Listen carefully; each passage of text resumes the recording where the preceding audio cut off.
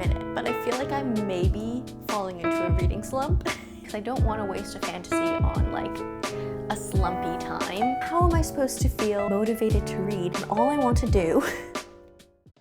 Hi everyone, it's me. Welcome to another video. I have some news to share with you. I hate to admit it, but I feel like I may be falling into a reading slump and I don't want to be in one. So if you guys watched my previous reading vlog, I last week swapped my phone screen time with reading time. So basically the amount of time I spent on my phone the week before, I spent reading instead. And while I feel like that challenge wasn't that hard for me, it felt pretty natural to be reading that amount. I feel like since then I have actually been picking up my phone more often than average, and I don't know if it's like a direct result of just like doing that week of reading a little bit more than usual, and then now I'm just making up for like lost phone time. I do know that the two previous books I just read, the two last books I read, were both a little bit boring for me. So I read This Summer Will Be Different by Carly Fortune, and then I read A Fate Inked in Blood by Danielle L. Jensen, and if you watched my previous reading vlog, you will have seen that those books were just boring for me, unfortunately, and I think they are the reason that I've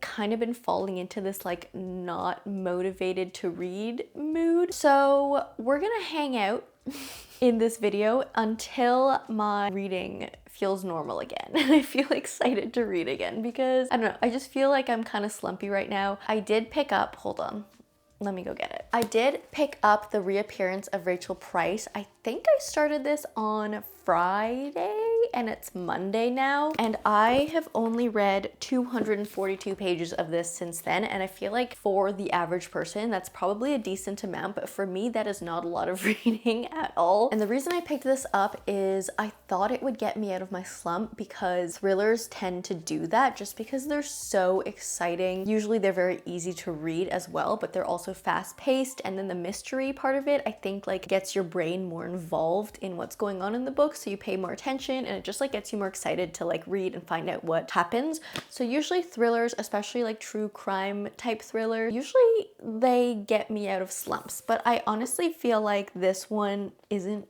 doing it for me so far. It is easy to read and easy to follow, so that's good, but I think I'm kind of now wondering if Holly Jackson is not the thriller author for me. I read, what was her most popular series, The Good Girl's Guide to Murder or something like that. I read the first book in that series and I just found it fun, but everything was kind of oversimplified and the twist at the end was just like really outrageous and like didn't really make sense to me at all. And I don't know if it's like because her thrillers are YA that they just seem a little bit too simplified for me. I'm kind of feeling the same way about this so far. Obviously I don't know what happens at the end yet because I'm only like just over halfway through this book, but I don't know, the way it's written, the way things are happening, it just feels very young, and maybe an adult thriller would have been better for me. I thought the YA would work because YA is like easy to read, and like when you're slumped you don't really want to use your brain to read too much, like you want to read something easy. That's why I thought the YA would like hit, but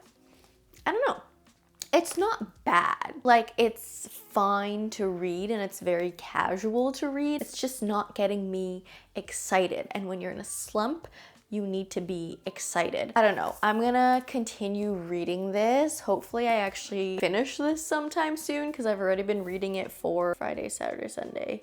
3 days. Today is the 4th day, and that's a long time for me to get through a book, especially a YA book. We'll see. We'll finish this. We'll see how we feel. We'll pick up another book, and I think, yeah, I'm just gonna hang out with you guys in this video. We're not gonna end this video until I feel like I'm out of my slump. So we'll see how long it takes. It could be a day, it could be 2 days. Maybe this book will turn out to be amazing and it'll get me like right out of my slump again, but this video could also take a month, who knows?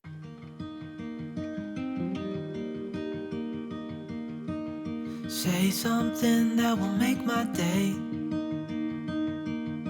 'cause these memories of her won't go away. They're haunting me so I can't sleep. She was a pretty little liar who cut me deep, 'cause she left me here alone. Now my bed feels just like cobblestone. Oh, did she go? Oh, was I supposed to know that she'd leave? Was I too naive to think that she'd be the one? Whoa, why did she go? It was fine. It was perfectly fine. I think overall I'm gonna give this a 3-star maybe, or maybe like just slightly under. I don't know. It was okay. I don't think it was bad by any means. I think this book was maybe just like too young for me. As I mentioned, it was YA and it reads very easily, which is great, but things were just so overly simplified. I found like the main character, Belle, she would just like the things she was assuming in her mind, she was like, oh, this happened, so therefore this must be true. And like the things that she was connecting, I was like, there's no way, like that's such a stretch. Everything that happened was just like so not believable for me. And yeah, I don't know. I do think it was the YA-ness of this book that wasn't really my thing. I guess for the thriller genre, I definitely need adult at this point. I do actually have another Holly Jackson book on my TBR, like on my physical TBR on my shelf. It's 5 Survive. So I will be reading that at some point because I can't just like not read a book that I own that's on my shelf. So I hope that one will be better for me. But yeah, so far the 2 Holly Jackson books I've read, they just haven't really fully hit. They all maybe have the potential to, but yeah, they're just like not believable. And I feel like her twists at the end, they're just like so out of the blue and they don't make sense. And then the decisions that our characters make, especially at the end of this book, I was like,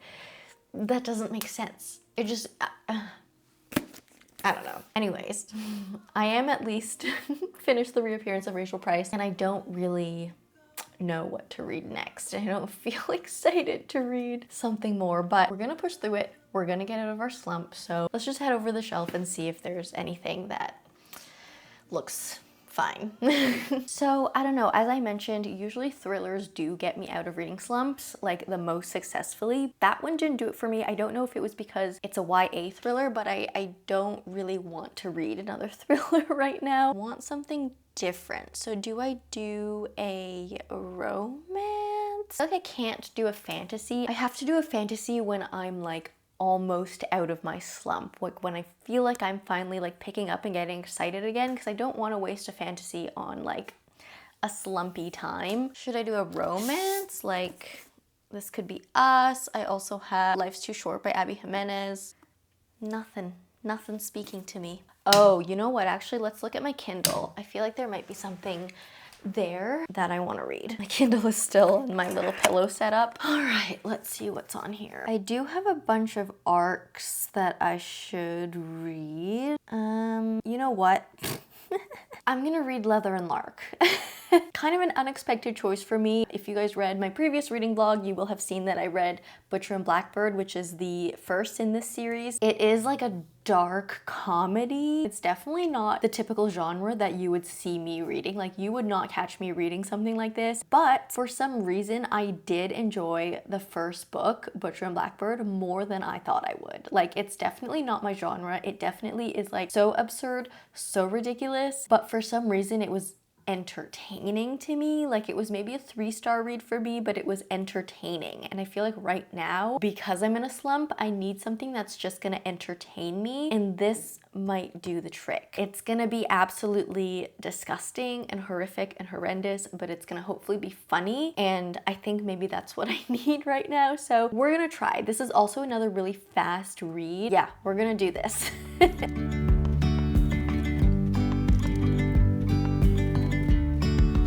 Yesterday, there was sun and there was rain, beauty in the mundane. And as the light startled our eyes, we let go of disguise. And now, someone tell me why. How am I supposed to get over a reading slump when the new season of Bridgerton just came out today? Like season 3 part 2 just came out today. How am I supposed to feel motivated to read and all I want to do is this? How? Someone please explain. That being said, I think I'm like pretty deep into this book. I'm on page 276. I'm 75% of the way in. And the thing is, I feel like when I'm in a reading slump, I feel like reading slumps look different for everyone. Some people in reading slumps just like don't read at all. For me, I don't know what else I would do with my time, but like the difference between me reading now versus me reading when I'm not in a slump is like the excitement I get through reading. Like I'm still enjoying reading to some extent, like it's still an escape for me, but I don't feel so interested in the books I'm reading right now. The past 4 books I've read, including this one, I've just been like, this one's better. Like Leather and Lark has been surprisingly a little bit better than the past 3 for me, but I just don't feel like as motivated to pick up my book versus like picking up my phone. I'm finding myself picking up like all my other devices first before getting into reading. Once I start reading though, like once I'm in it and I have my book open in front of me, I can read. Like that's why I'm still reading at least 100 pages a day. I'm still reading like a decent amount, but it's like the mood I'm in or the motivation or like the feeling I'm getting when I'm reading, that's the difference. I'm maybe slowly coming out of it. I'm still not fully out of the slump, I don't think. I could still very well fall back into it if I'm not careful. But Leather and Lark so far, I love how she's still on my stand. I'll just hang out with my pillow here. So far, it honestly feels a lot different than Butcher and Blackbird. You guys know that I was like so surprisingly into Butcher and Blackbird. It's not a style of book that I would normally like. I thought I would absolutely hate the book, and it definitely is. Like I definitely had issues with Butcher and Blackbird. It was just way too smutty and vulgar, and I don't like that language. What I'm liking about this so far is that there is more of a real plot to it. I think in Butcher and Blackbird it was more just like vibe. The structure of it was like we were just following our main characters as they met up and encountered each other over the years. This one seems to have more of an actual connected plot with things building up to a finale. So there's more of a plot for sure, and I think that's good, but also, I don't know, I'm kind of torn because I feel like the thing I liked about Butcher and Blackbird was that it was so wild, and because this one has a real plot, it's more structured and it's not like as insane to me, so it's not as fun because like this genre I feel like has to be absolutely ridiculous for it to be fun. In this one, maybe I'm getting more like desensitized to it, but it feels like a little bit more sane or something. I don't know. I think technically this one's probably a better book, but I feel like I somehow enjoyed Butcher and Blackbird more, even though I know it was just like a lot more chaotic and like not structured and didn't make sense at all. It was kind of more fun in a way. So weird because these books are like, you guys know me. You guys know this is not my taste at all, and I don't know why I'm reading these, but I'm enjoying them a lot more than I like thought I was going to. I thought they'd be like Lucy Score books for me, but because they're just so much more exaggerated, they're better. Make it make sense, because I can't. I'm just gonna watch Bridgerton today though. I don't know how much reading I'll actually get done. Oh my goodness, I'm gonna give Leather and Lark 2 stars.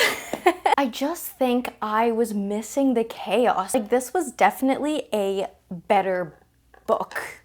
Technically, like there was an actual story with structure and like real plot, but I missed the chaos in this one. And I feel like this type of a genre, for me to enjoy it, I need it to be absolutely crazy, and this was giving like, it was just trying too hard to be a real book with a real story, and I didn't really like that about it. I'm hearing that most people actually do like this book better, but I feel like I just didn't have as much fun reading this as much as I did Butcher and Blackbird. And I don't know if it's because I was just so shocked with Butcher and Blackbird. It's the first thing I've ever read in this type of a genre, and maybe I'm like desensitized to it now, or I don't know, I just didn't feel it as much. I will say I did like how the couple, Sloane and Rowan from Butcher and Blackbird, were featured in this book. Like they weren't just cameos or like Easter eggs. I find like a lot of series that are like this, where each book focuses on a different character. I feel like the previous couples that are featured tend to just kind of disappear in the background, and they'll literally just make cameos in the next book. Sloane and Rowan were definitely not main characters in this book, but I like that they were included a bit more than just like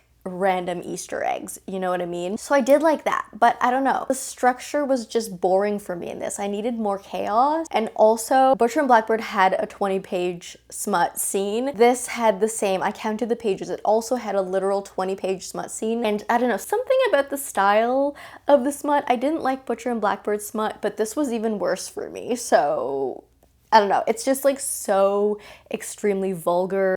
It's just not my taste. I feel like whenever I talk about smut, I never want to yuck on anyone's yum. So if like this style of smut is something that you enjoy, I'm not trying to like insult you personally or anything. It's just like, it's just not my preference. But anyways, I think I am slowly climbing out of my reading slump, because I do actually feel like excited to pick up another book now. That's a good thing. So we are going to go back to physical. I feel like I need to literally alternate 1-for-1 physical and Kindle books these days because I have so many on both shelves. I think the ultimate test to see if I am still in a reading slump or not is to read a fantasy and see if I can get into it and see if I can enjoy it, because it is my favorite genre, but it does require a little bit more brain power usually. So I really want to test with a fantasy. I do have a bunch that I am excited to read. I have all of these that I'm really excited to read, and I honestly cannot decide which one I want to get into. So we have The Trial of the Sun Queen, This Woven Kingdom, A River Enchanted, Daughter of the Moon Goddess, Throne of the Fallen, 6 Crimson Cranes, and Legendborn. And I literally, like, staring at these books, I can't decide what I want to read. I want to read all of these. I think what I'm gonna do is I'm gonna read like maybe 1 page or 1 paragraph of each and decide like which one is like calling to be more. So 1 sec, I'm just gonna read a little bit.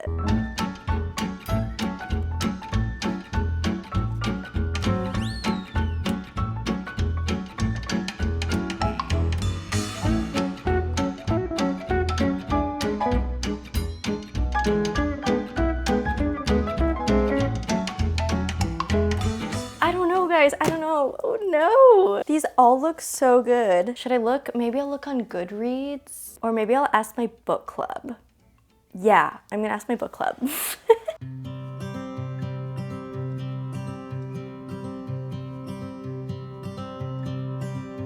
So last night, I didn't actually get much reading done because I went out to this like game cafe thing with Huffy. But yeah, I wasn't home yesterday in the evening, so I didn't read too much, but I did read a little bit in bed. So I think I kind of left you guys hanging because I didn't film it, but I did ask my book club what I should read next. I just sent them this picture and I was like, please help me, what should I read?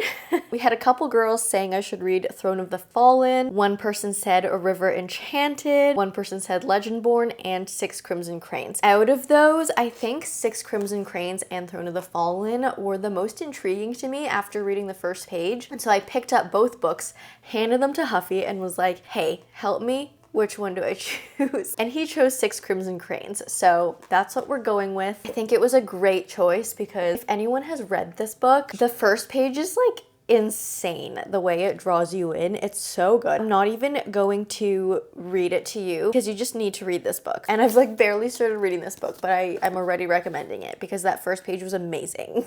This is a fantasy, obviously. I read 23 pages yesterday, so just a little bit of a nibble. We follow Shiori. She's the youngest child and only daughter of the Emperor. She has like 6 brothers, and we're in this world. I don't know too much about it yet, but just from reading 20 pages, what I can gather is that there is magic in this world, but it's kind of forbidden. It's one of those worlds where magic is like taboo. We don't speak about that anymore. It's something that's maybe some sort of a lost art. But Shiori, our main character, does have a little bit of magic. She's not really familiar with it. She doesn't know how to use it, but she's kind of like used it in small ways accidentally, but she doesn't know how to harness it. Like she has not studied or trained in her magic at all. She just like does these little things by accident sometimes. And this world also has dragons. And that's really all I know about it so far. We're getting out of our slump. We're getting out of our slump. I think we're officially out of our slump now. And I said I would end this video when I felt like I was out of a reading slump, but just out of respect for you guys and this video, I'm gonna continue this video until I'm finished this book. I'm just gonna continue reading this, finish it, and then we'll see how we are at the end. But I think we're good to go. I think we're set. I hope it's not too late. I want you back here with me. We never should have said it's better this way. I'd rather be with you than someone I don't know. Now it's like we're living in two separate worlds. Come on back to me, say that you won't go. I can't cope without you and I wanna hold you close. Say that you won't go. Say that you won't go. It's a few days later. I finished this yesterday. Immediate 5-star. Immediate 5-star. Like, not a doubt in my mind. This is definitely a 5-star book. Oh my gosh, was this so good. So I did talk a little bit about it a few days ago, I think. So I'm not going to go over the whole thing again and what it's about, but like, this world is so magical. It is YA. And you guys know I have been struggling with the previous several YA books I've read. I just haven't been feeling them. I've been debating whether or not like I'm a YA reader anymore. Like, obviously I do read mostly adult books because I am an adult, but I do like to mix in YA a lot of the time, and there are a lot of YA books that I definitely love, but I was kind of losing faith and losing hope in the entire YA genre until this just hit like so hard. It was so good. The world was magical. The story was so like beautiful, fairy tale, poetic. The quest, like the adventure we were on, I feel like was, maybe it's like not so unique. Like, I can see how it's inspired by maybe a bunch of different fairy tales combined into one. But I feel like in terms of fantasy these days, plus romance subplots, we tend to get the same patterns of things and like tropes and archetypes of characters. And this was just a nice breath of fresh air, because while we went on a really, really awesome journey, quest, adventure, whatever you want to call it, it definitely didn't follow like the typical standard journey that we see that's like very popular these days. Our main character, Shiori, she's more of like a gentle, spiritual, magic type of a character. She's not like that hard trained warrior assassin character that we see a lot of these days. And while I do love those like hard warrior assassin female main character stories, I love them. You guys know I like those. It's really nice to read something that's just a little bit different, where her journey is not just about training and fighting and becoming powerful and all that. It's much more of a gentle, quieter soul, but like we definitely still have that quest and high stakes in there as well, just in a different way. The romance in this as well, so cute, so like heartwarming, so beautiful. It is YA, so there's no spice, and honestly, I love it. It was everything I ever wanted. And it's definitely 100% gotten me out of my reading slump. Like, I'm so excited. You can probably tell I'm just like so pumped. I would love